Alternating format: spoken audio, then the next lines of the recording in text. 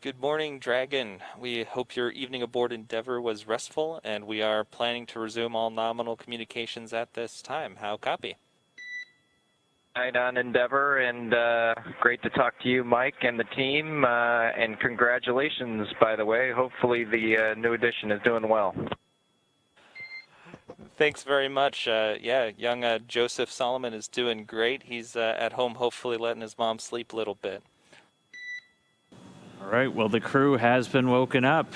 If you didn't get the song right off the bat, that was Planet Caravan by Black Sabbath. So that is your first wake-up song played on a Crew Dragon. Planet Caravan, Black Sabbath. We know from their interviews pre-launch, Bob and Doug, definite fans of 70s, 80s rock, and also into the 90s, which I was like, yeah, guys, thumbs up on that one. Sensation 2. Good morning, and Dragon Tally Ho. I know you guys probably see it on the video cameras, but with the naked eye we can see it as well. Looking like a nice shiny new friend. And Station on 2, good morning to you as well, and thanks for pointing that out. I hadn't, but I see it now. Well, good morning, everyone from Endeavour. We had a great night last night, got to get a little sleep, and as you can see from the video, we are just passing over Saudi Arabia in the Middle East. Beautiful day pass right now. And heading northeast up towards Central Asia, and then we'll work our way out the western part of the Himalayas there, and work our way all the way out over, looks like Japan, out into the Pacific for this particular pass.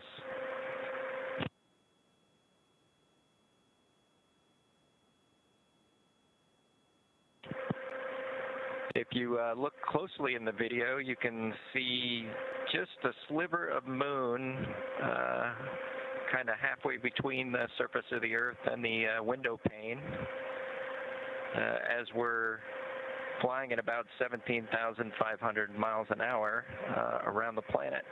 Getting pretty close to ISS. When we were in the night part of this orbit, we actually got to see ISS out the window, which was pretty neat to see it for the first time on this trip.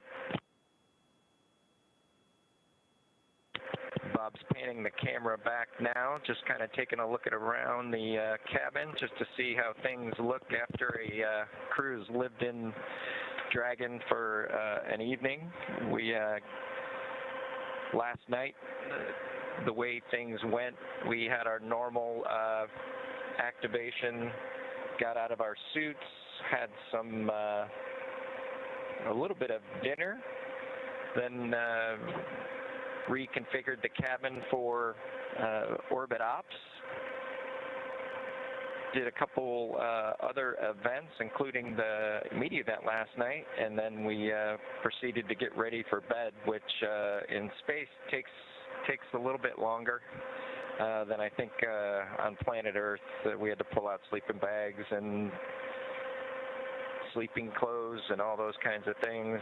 Got kind of cleaned up, and then we ended up sleeping just like we are right now, right in our chairs, which was actually a pretty comfortable night's sleep. One of the things we did yesterday was actually manually fly Crew Dragon for the first time, and I want to compliment the teams at Hawthorne. Just a spectacular job with the simulator as the vehicle flew exactly like the simulators out in Hawthorne. So just want to thank the teams that did all the work on that particular training device, as well as all the modeling and the GNC. It really worked out well and was a joy to fly.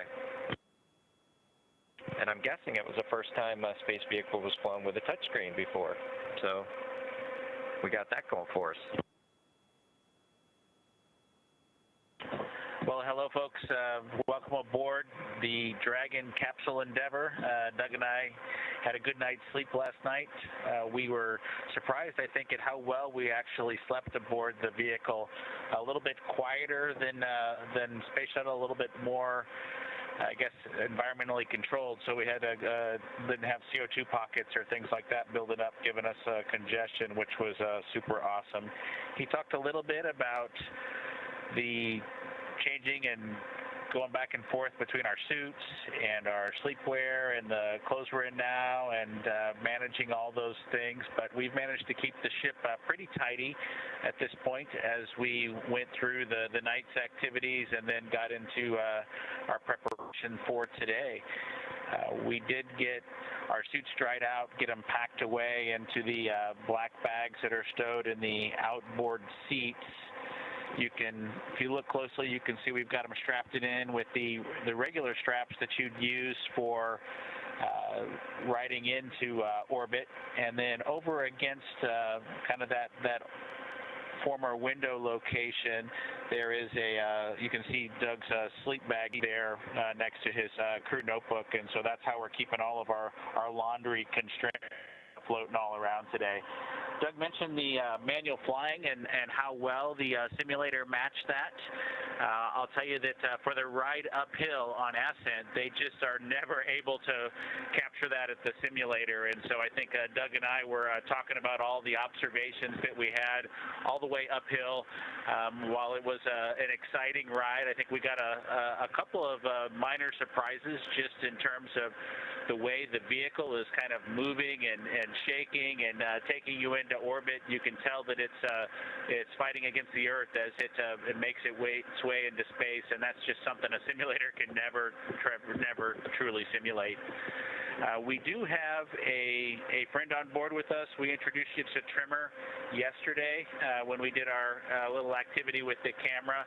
Trimmer also had a good night's sleep. I know that both of our sons are pretty happy about that with their pet dinosaur making it into orbit and having a good night in zero gravity. We plan, once we get on board the space station, to reunite Trimmer with Earthy and plan to bring both of them back to Earth. I know that we'll get Trimmer through the safety brief and get all the education that's required so that we'll have a safe operation while we're on board the space station should anything come up that we need to be prepared for.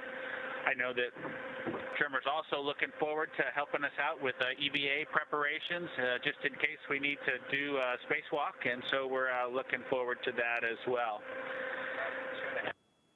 2 minutes until LOS. Let's see, I think we'll go ahead and bring the camera out a little bit, and we'll show you what's going on underneath the seats on board the Dragon Capsule Endeavour. We've got quite a bit of cargo that we'll be taking to the space station. We've got some hard racks as well.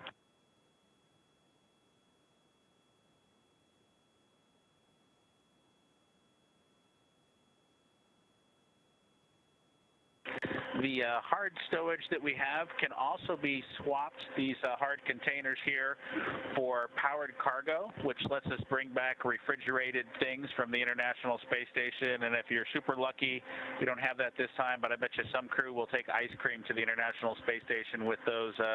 That'll be exciting for those crews to get to have that. We do have some emergency equipment labeled in red, which is nice to have and easy to see, as well as the other stowage bags that we have down here as well.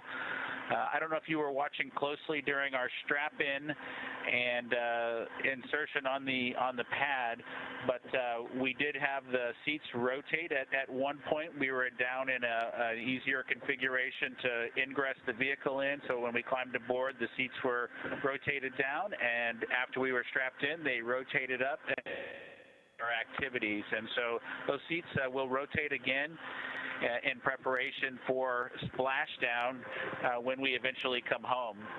So if any of you all know Uncle Kirk Shireman, as we call him, you could ask him when we're coming home and make sure that he starts having a plan for us.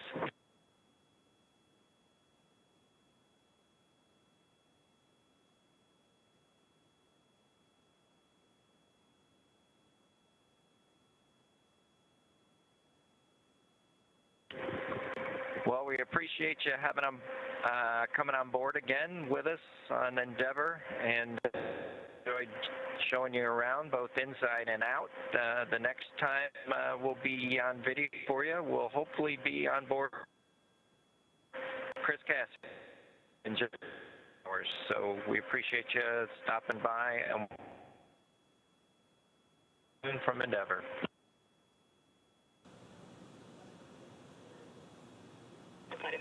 Dragon SpaceX, comm check on Big Loop. SpaceX Dragon, loud and clear now on the Big Loop. How us? Wonderful to hear. I have you loud and clear as well. Station SpaceX, comm check on Big Loop. SpaceX International Space Station from Expedition 63. Wonderful to hear all of your voices there in Hawthorne. Congratulations and good luck to everybody today.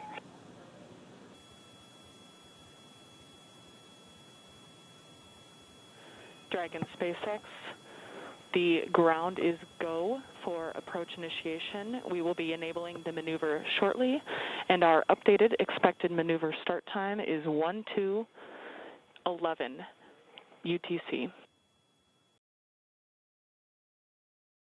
At this point, Dragon now approaching waypoint 0.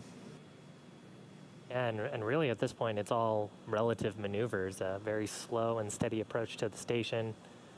Of course, that small translational test with Bob and Doug commanding Dragon to do some small manual piloting maneuvers. At this moment, we're less than a mile away from station. Dragon just under 1,200 meters away, continuing to close the gap. Pretty slow rate right now, moving in at only about 1.7 meters per second. We're going to be standing by. There's going to be an internal go-no-go poll about passing waypoint 0. That should be coming up in about 7 minutes. We'll continue to listen in with the teams. We're expecting Dragon's arrival at waypoint 0, which we heard its trajectory has converged on. So that means Dragon pointed in the right direction on its way to that waypoint just 400 meters below the space station. Dragon SpaceX on Big Loop. The ground is go for approach 0. We will be enabling the maneuver shortly. The expected maneuver start time is 12:56 UTC. Reminder that Dragon will nominally continue approach through waypoint 1 toward waypoint 2 without stopping at waypoint 1. Next Dragon on the Big Loop, we copy go, and 12:56. Good copy.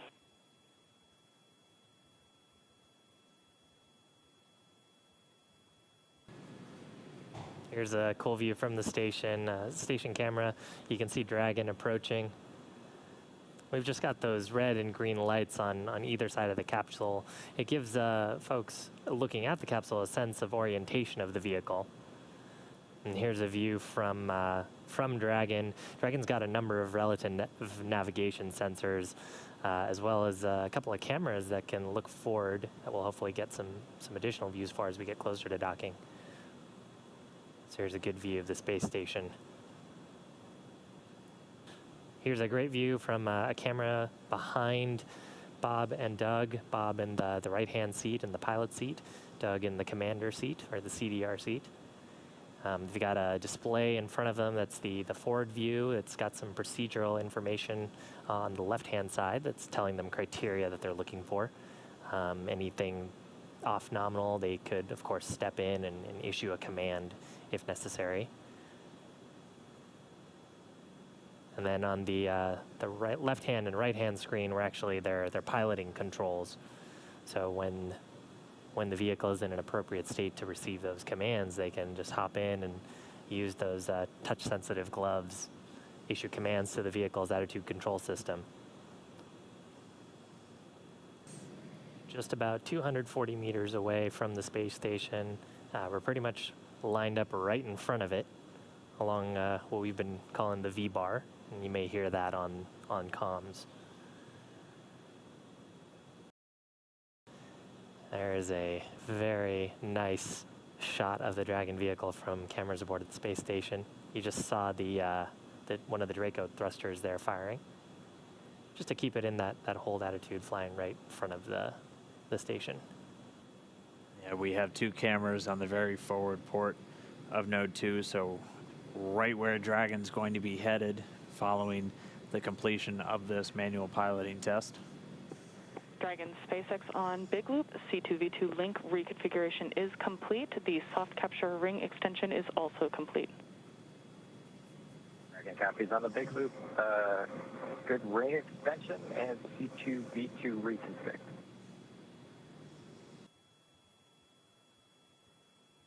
Dragon, that completes the manual piloting demonstration. I only had to twist Doug's arm for 2 or 3 minutes to get him to allow me to deactivate the piloting controls. We copy. Excellent. Thank you. And with that, we ask that you, from the display used for manual piloting, please go to audio settings and adjust a gain setting for seat 1 or 4. And in addition, we would appreciate any handling qualities evaluation of the proximity piloting possible. We've completed the gain setting adjustment for seat 1, and I'll turn it over to Doug for the handling qualities quick look. SpaceX Dragon on the Big Loop for the handling qualities. It flew just about like the sim, so my congratulations to the folks in Hawthorne. It flew really well, very crisp. It was a little sloppier and wide, just like we saw in the sim, but all the other axes as well as closure and opening were all just as per. Excellent to hear. Thank you. Station on the Big Loop. In step 2, review of steps 3 and 4 is complete. Crew on the International Space Station is ready for docking. Station Houston on the Big Loop, we copied the review of 3 and 4 complete. International Space Station ready, thank you. Right, and at this moment, that approach is continuing, still moving in at about 0.3 of a meter per second. Dragon's coming up on just 100 meters away from the space station. So the very top there is the nose cone on the spacecraft. We're inside 100 meters, continuing to close. Again, we're going to have a short hold at 20 meters. Teams will just do a final check, and then they'll give Dragon the go. We're expecting it to be pretty brief. We should get to that hold point in just about 4 minutes, moving at our current pace. I think you can see a meatball and American flag on that on the spacecraft. The NASA logo, of course, referred to as the meatball. I think there was some spirited discussion about the meatball versus the worm during ascent. And you can see those logos. That structure on the fairing structure is actually what the Super Dracos are housed in. Of course, all of those are deactivated now, only used for launch escape during the ascent portion. Nose cone right at the top of the vehicle, and you can see sort of the ceiling surface. Those four circular slots right underneath the nose cone within that red ring are the forward bulkhead Dracos. That's what we were using while we were conducting all those burns, the 5 burns to get to this point.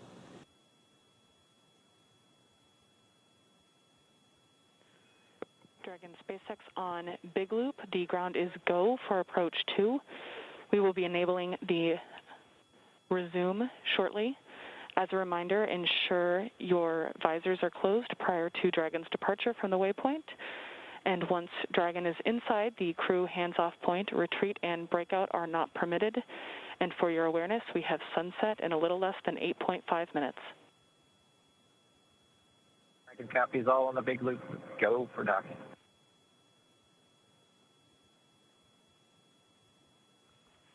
Station Houston on the big loop. Houston and station are now go for docking. Chris, you can monitor per steps 3 and 4. 3 and 4 in 1.104 Crew Dragon approach and retreat monitoring. Copy steps 3 and 4. SpaceX Dragon on the big loop. Our visors are down. Copy, visors down.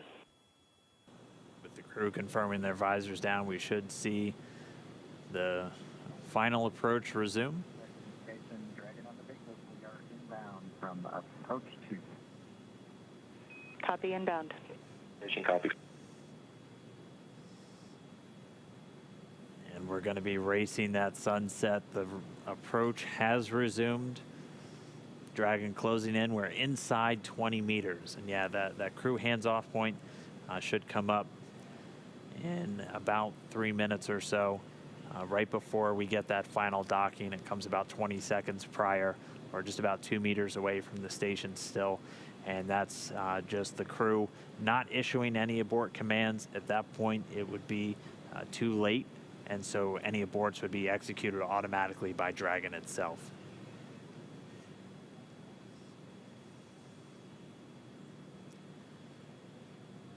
So we're closing in at less than 1/10 of a meter per second at this point. You can see the service section Draco is just doing all these very small, minor attitude corrections. Really, the autonomous docking system at work, making sure that the vestibule and the soft capture system is lined up with IDA2. It's the international docking adapter.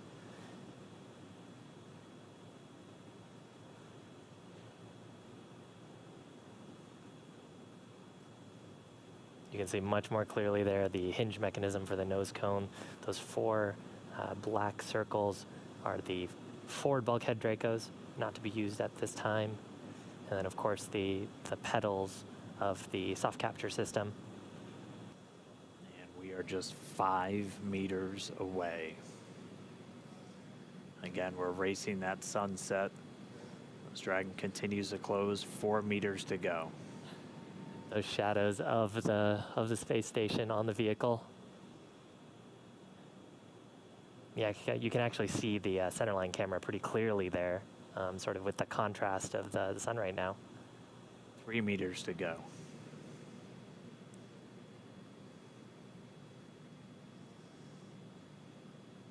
Two meters. We are inside the hands-off point, the chop, the crew hands-off point. 1 meter to go.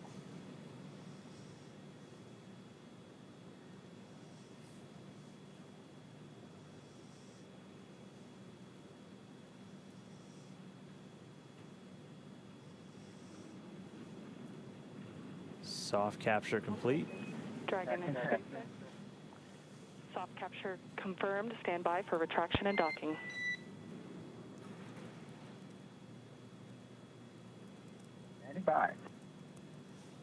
And we just heard it, soft capture. We have docking, that coming at 7:16 a.m. Pacific time, with the station and Dragon flying 262 statute miles right over the border between northern China and Mongolia. Dragon SpaceX docking sequence is complete. SpaceX Dragon, we copy docking complete. To say that it's been a real honor to be just a small part of this 9-year endeavor since the last time a United States spaceship had docked with the International Space Station. We have to congratulate the men and women of SpaceX at Hawthorne, McGregor, and at Kennedy Space Center. Their incredible efforts over the last several years to make this possible cannot go overstated. I'd also like to thank Kathy Leaders and her team of the Commercial Crew Program of NASA. An outstanding job by everyone. Last, I'd like to thank the men and women of the National Aeronautics and Space Agency. This is an incredible time to be at NASA. 3 new vehicles to be flown, continuing mission in low Earth orbit, and then to the moon and Mars. We thank you again and congratulate you.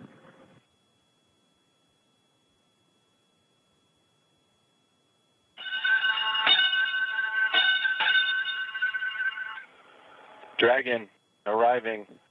Crew of Expedition 63 is honored to welcome Dragon and the Commercial Crew Program to welcome aboard the International Space Station. Bob and Doug, glad to have you as part of the crew. Well done. Bravo Zulu.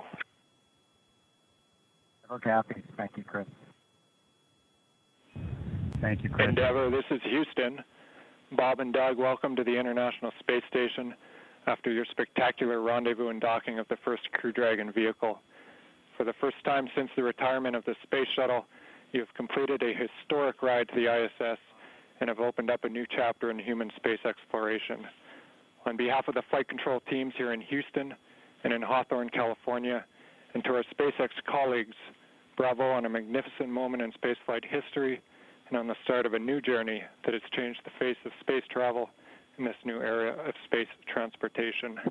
Bob and Doug, good luck, and we look forward to working with you on board.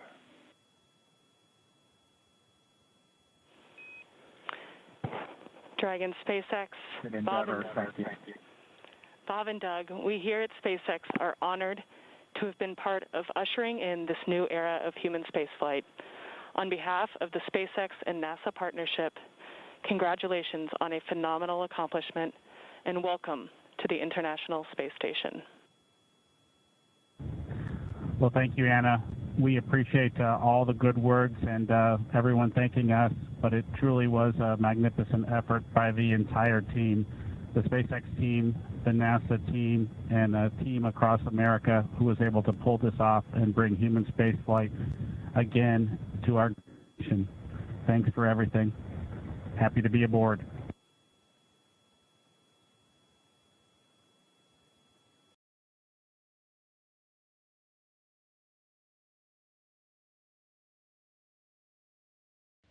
And with that, the hatch is open, 12:02 p.m. Central Time, 1:02 p.m. Eastern. Bob Behnken and Doug Hurley opened the hatch to the International Space Station after launching from American soil on a U.S. vehicle for the first time in 9 years, the first time ever for a commercially built spacecraft.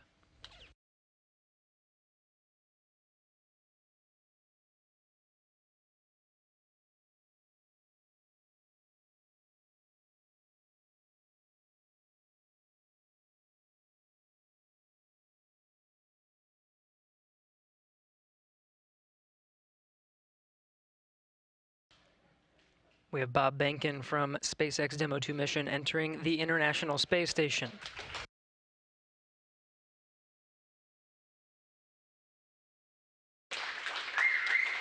Followed by Doug Hurley. Demo 2 crew now aboard the International Space Station. They entered at 12:22 p.m. Central Time.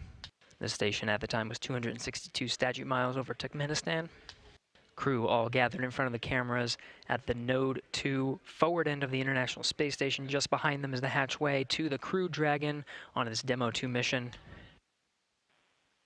Station, this is the NASA administrator. Can you hear me? We hear you loud and clear, sir. Welcome to the space station.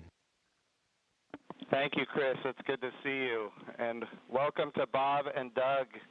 I will tell you, the whole world saw this mission, and we are so, so proud of everything you have done for our country and, in fact, to inspire the world.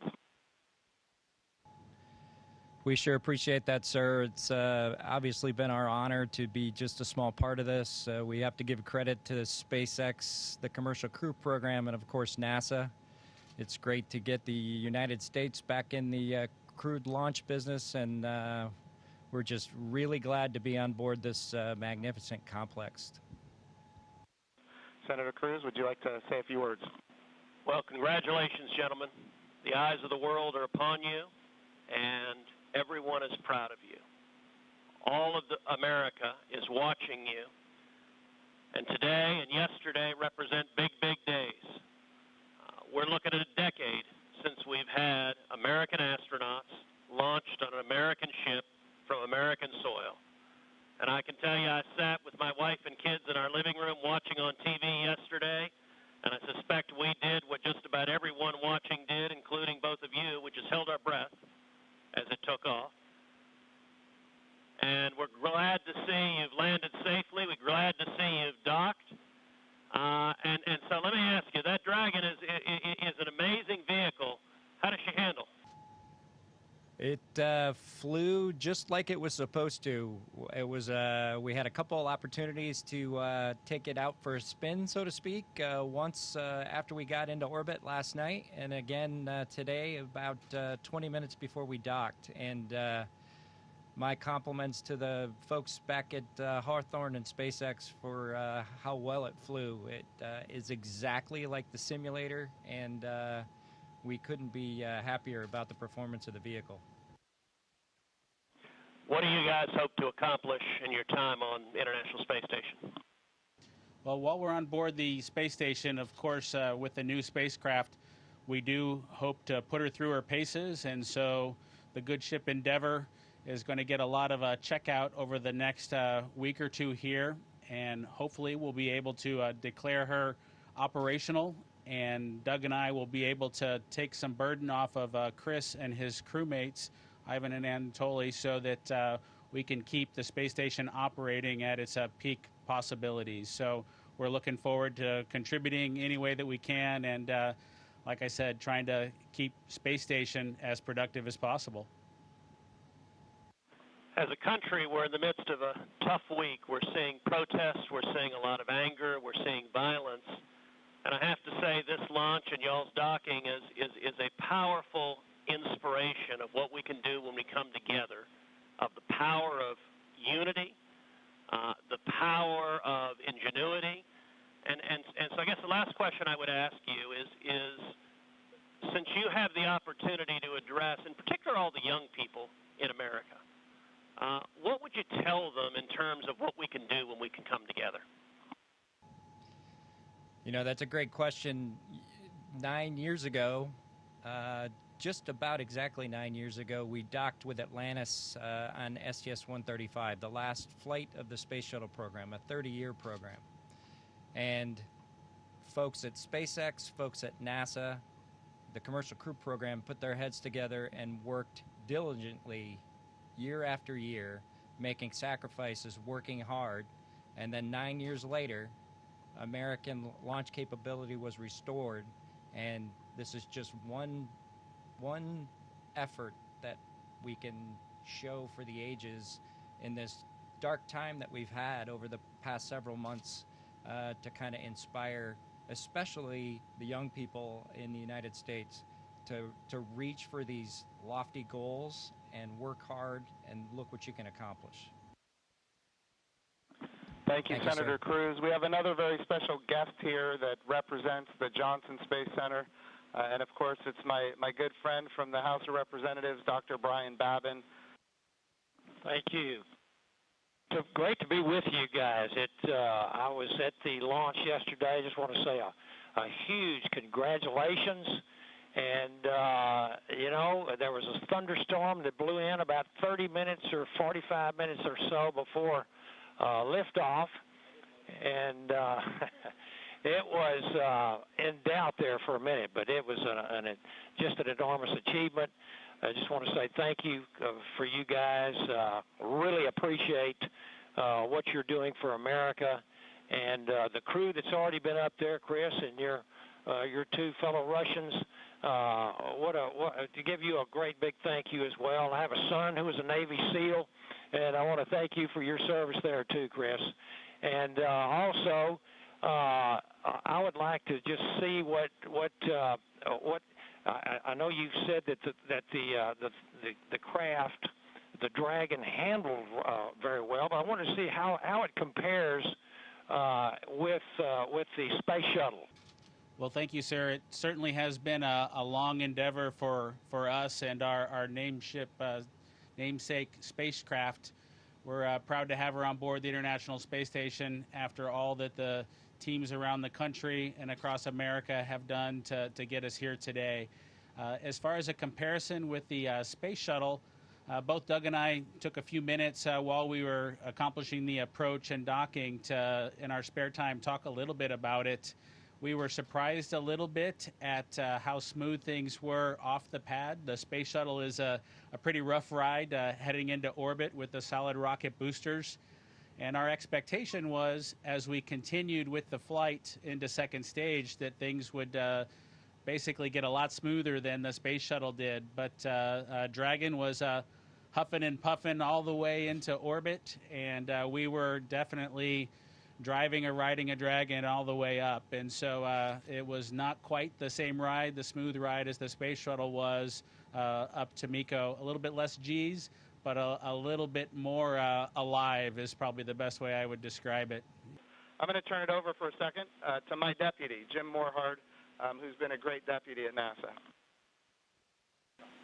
Gentlemen, congratulations. You know, Jim's mentioned going to the moon. And yesterday and today, one, you've inspired the Artemis generation, which is our next generation. And that's what this is about. It's really bringing the children that we've got and our grandchildren forward, so they'll be the ones that are going into deep space. This is the dawn of a new era, and we just thank you for being at the beginning of it. Thank you so much. It was absolutely our pleasure, but it's just a huge team effort across the board from SpaceX to NASA that made this all happen. We were just the lucky guys that got to fly the rocket yesterday. I have a question for Chris Cassidy. You know, our crew here decided to be about 3 days late. You got to work them overtime, I presume, now to get them caught up on all the activities that they missed out on. Any plans for them? Well, the day they missed out on was a good one for them to skip. It was Saturday house cleaning, but I took care of it for them. We'll catch up next weekend. But in all seriousness, we've got a few things to take care of tonight. Make sure we're all safe and we know the plan in case something bad happens. And then we're looking forward to some operational stuff later in the month. Maybe we'll get outside and do some spacewalks. And our efforts in these coming weeks will be in that effort. So we're all super excited to have 2 more crewmates to the Expedition 63 team. Awesome. And of course, here in Houston, this is the home of the astronaut office, and the Johnson Space Center is led by Mark Geyer, and I'm going to turn it over to Mark for a few comments. Thank you, Jim. Hey, it's great to see all of you there. Good to see you, Bob and Doug. I know we talked a few days ago. You look a little taller than I remember you. And but I also want to thank Anatoly and Iman and of course Chris for what you guys have been doing since you all arrived. And I know there's been a ton to do, and you've been really busy, and I appreciate that. So I also like this visual of our international partnership. We have had a tremendous partnership with Roscosmos, and we will continue to do so.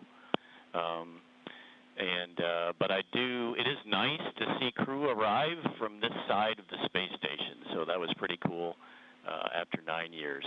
I did have one question for Chris, though. What might you do to ensure that Bob and Doug stay longer? Do you have any strategy there? Well, we'll slow down the rate of which I'm eating food, and maybe we can stretch out our consumables a little bit. But that's a great question. We'll have to come up with some conniving scheme here in the next few days. And of course, Mark Geyer has an amazing deputy, Vanessa Weish, if you'd like to come and say a few words. Thank you, Jim. Hi, guys. You look really good. I just want to say on behalf of everybody here, we just want to thank you. It was an amazing launch, and we love seeing the docking. You guys all look really good. Just thank you for all that you're doing, and we can't wait for you to return, but not too soon. Station wants you to get a lot of work done, so looking forward to all of that. But thank you, and God bless. Thank you, Vanessa. We appreciate that. All right, we also have with us Steve Jerzik, who is the Associate Administrator for the agency. For people who don't know what that is, that, of course, is the Chief Operating Officer of the agency. But he also ran the flight readiness review for this mission. He did really an amazing job, and I can't say enough about his leadership at the agency. Steve, if you'd like to say a few words, ask a few questions. Hey guys, it is just great to see you all on the station. I can't tell you how my adrenaline shut down when you guys opened the hatch. I mean, I've just been on edge ever since yesterday, and the weather cleared. I can't tell you how great it's been to see you on station. It has been a team effort. I felt like the last 2 years I've kind of been part of the team, working through issues, and it's been a heck of a year and a half with Demo 1. And the in-flight abort test, and working through issues like parachutes and the escape system, and I just could not be more proud of the team for getting to this point. It's amazing, and you obviously have been part of that. I really appreciate you all showing up in Washington, D.C. at our reviews, and because the last thing we do at those reviews is look at you all, because you guys are the risk takers, and make sure you're okay with where we are and where we're headed. So I really appreciate that. I really appreciate your active participation in that. And I could not be more, like I said, more proud of the team, and congratulations. And it is awesome to see you guys on station. Well, thank you, sir. We're just proud to be a part of the team that got to bring spaceflight back to the Florida coast. I appreciated the comment earlier that it was nice to see a vehicle come to the forward portion of the space station, but I'll tell you what, that's the only way Doug and I know how to do it. So thanks to the team for providing it to happen our way. We appreciate that. I just want you to know the president came to the launch and the vice president came to the launch. About half the cabinet was at the launch. We had members of Congress and members of the Senate from both sides of the aisle. And this was an amazing moment of unity for the nation. It was an amazing moment for the whole world to look up. In the midst of the coronavirus pandemic and some other challenges, we were able to have this very, very special moment where we could all look at the future and say that things are going to be brighter tomorrow than they are today. And you and the NASA team and the SpaceX team gave us that opportunity, and for that we are so, so grateful. I would also be remiss as the NASA administrator if I didn't promote what comes next. And of course, this is the beginning. We are now launching to low Earth orbit again, but we will soon be going to the moon. We will be going to the moon sustainably with commercial partners and international partners. We're going to use the resources of the moon to learn how to live and work for long periods of time. Ultimately, we're going to take all of that knowledge and we're going to go to Mars. And of course, this time when we go to the moon, we go with a very diverse, highly qualified astronaut corps that includes women, which is why we call the program Artemis, named after the twin sister of Apollo, and she, in Greek mythology, was the goddess of the moon. This is the beginning. There is so much more to come, and I'm glad that our representatives of the Johnson Space Center are here because we're going to be asking them to fund this project. And what an amazing day that you guys have given us. So thank you from not just me and the people here, but from the United States of America and people all around the world. I'm more popular on Twitter than I've ever been, and it's because of you guys. Thank you.